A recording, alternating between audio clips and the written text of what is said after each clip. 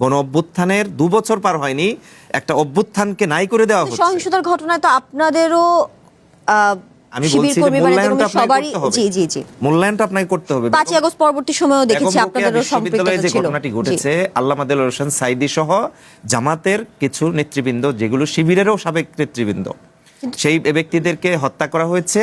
যে হত্যাকাণ্ডগুলো কিভাবে হয়েছে এটা সবাই জানে।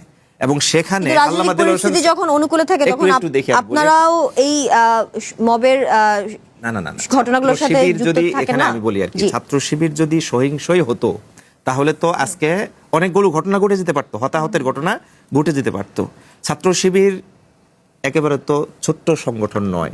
তারা এই বিরাট জুলাই আগস্টের যে আন্দোলন সংগঠিত হয়েছিল, সেই আন্দোলনে কতটুকু ভূমিকা রেখেছে না রেখেছে সেগুলো বাংলাদেশের মানুষ জানে। আমি বড় কি ছোট সেটা বলতে চাচ্ছি না। এমত অবস্থায় চাইলে তো ছাত্র শিবির এই ছাত্র দলের সাথে বড় ধরনের সংঘর্ষে লিপ্ত হতে পারতো।